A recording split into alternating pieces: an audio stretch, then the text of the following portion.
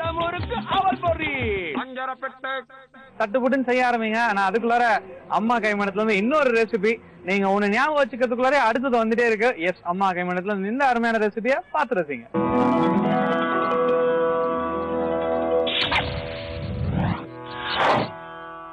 ஆஞ்சநேயப்பேட்டை அம்மா கைமணம் நேயர்களுக்கு கீதா மாமியின் அன்பான வணக்கம். இன்னைக்கு அம்மா கைமணத்துல உங்களுக்காக அப்பள கார குழம்பு இது எப்படி செய்யணும்னு சொல்லித்தரேன். இதுக்கு தேவையான பொருட்கள் என்னன்னு பார்க்கலாம். அப்பளம், துவரம் பருப்பு, சாம்பார் பொடி, சீரகம், கடுகு, பெருங்காயம், புளி, அரிசி மாவு, உப்பு, எண்ணெய். இப்ப எப்படி செய்யுதுன்னு பார்க்கலாம். ஸ்டவ் ஆன் பண்ணிருக்கேன். நானு நல்லா வாணலி காஞ்சிருக்கு. இதுல நானு ஒரு 3 ஸ்பூன் எண்ணெய் விட்டுருக்கேன். கொஞ்சம் கடுகு, சீரகம், அதே போல கொஞ்சமா துவரம் பருப்பு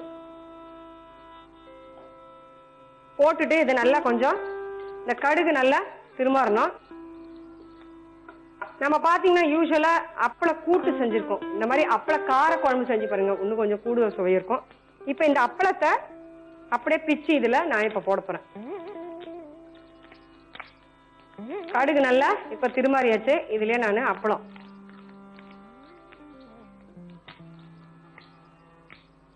போட்டுட்டு நல்லா இத கொஞ்சம் இந்த கடுகோட சேர்த்து நல்லா இந்த மாதிரி வறுத்துக்கணும். இந்த மாதிரி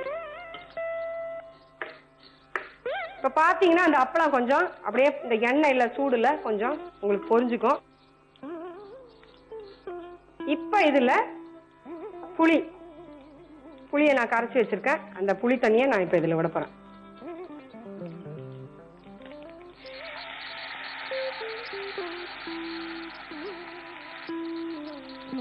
இதுல உங்களுக்கு காரம் எவ்வளவு வேணுமோ அதுக்கேற்ற மாதிரி நீங்க இந்த காரப்பொடி போட்டுக்கலாம். இப்ப நான் வந்து இதுல ஒரு 2-3 ஸ்பூன் போட்டிருக்கேன். அதுல அப்படியே இந்த புளி பொடி எல்லாம் சேர்ந்து அது கொஞ்சம் நல்லா கொதிக்கணும்.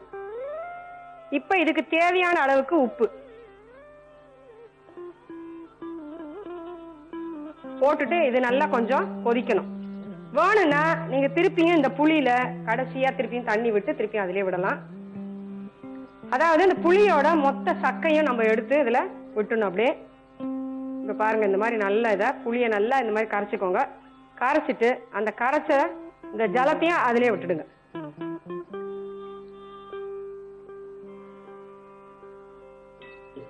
இப்ப இந்த புளி தண்ணி போட்டிருக்கிற சாம்பார் பொடி உப்பு எல்லாம் சேர்ந்து நல்லா உங்களுக்கு கொதிக்கணும். அது நல்லா கொதிச்ச உடனே தண்ணியா இருந்ததுன்னா நீங்க ஒன்னா கொஞ்சம் அரிசி மாவு போட்டுக்கலாம். அதுல கரைச்சி அரிசி மாவு நல்லா கரைச்சிட்டு அதுல போட்டீங்கன்னா கெட்டி ஆயிடும். இப்ப பாருங்க, இது நல்லா கொஞ்சம் கொதிக்கட்டும். நல்லா இப்ப இது கொதிச்சுட்டு இருக்கு. இந்த அப்பள குழம்பு பாத்தீங்களா, கார குழம்பு, நீங்க யூஸ்வலா நம்ம செய்யற அப்பள கார குழம்பை விட இது இன்னும் கொஞ்சம் கூடுதல் சுவையா இருக்கும். ஏன்னா இதுக்கு பாத்தீங்கன்னா நம்ம எந்த விதமான மிளகாய் தூளோ காய்ந்த மிளகாயோ எதுவுமே போடல. அப்படி இருக்கும்போது நம்ம போடுற சாம்பார் பொடி ஃபுல்லா நம்ம எவ்வளவுக்கு எவ்வளவு காரம் தேவையோ அதுக்கேற்ற மாதிரி போட்டீங்கன்னா ரொம்ப ரொம்ப சுவையா இருக்கும். இப்ப இதுல வந்து நான் கடைசியா கொஞ்சமா அரிசி மாவு 1 ஸ்பூன் போடுறேன். அதையும் வந்து தண்ணி விட்டு கொஞ்சம் இந்த கொதிக்கிற சாம்பாரோடய அதை போட்டீங்கன்னா கொஞ்சம் இந்த சாம்பார் வந்து கெட்டியாகும் உங்களுக்கு. அதுலயே நான் விடுறேன். நம்ம யூஸ்வலா வத்த குழம்பு செய்வோம் இல்லையா, அது மாதிரிதான் இது. இதை வந்து நம்ம கார குழம்பு அப்பளா கார குழம்புனால பாருங்க, இப்ப பார்க்கும் போதே உங்களுக்கே தெரியும் முதல்ல எவ்வளவு தண்ணியா இருந்தது, இப்ப பாருங்க எவ்வளவு கொஞ்சம் கெட்டியா இருப்பாங்க. இந்த மாதிரி கெட்டி பதம் வந்த உடனே நம்ம கொஞ்சம் கொதிக்கணும். கொதிச்சதுக்கு அப்புறம் ஸ்டவ் ஆஃப் பண்ணிக்கலாம். இப்ப நான் ஸ்டவ் ஆஃப் பண்ணிருக்கேன். இதை வந்து ஒரு பவுல் எடுத்து கொட்டுறேன்.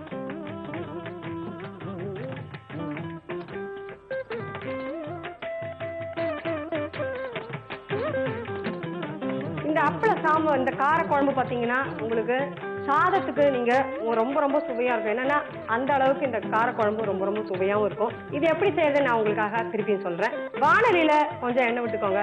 எண்ணெய் விட்டுட்டு கடுகு, சீரகம், துவரம் பருப்பு எல்லாம் போட்டு நல்லா கொஞ்சம் திருமாறினோடனே அப்பளத்தை நல்லா பொடி பொடியா அதிலே போட்டு நல்லா கொஞ்ச நேரம் வதக்குங்க.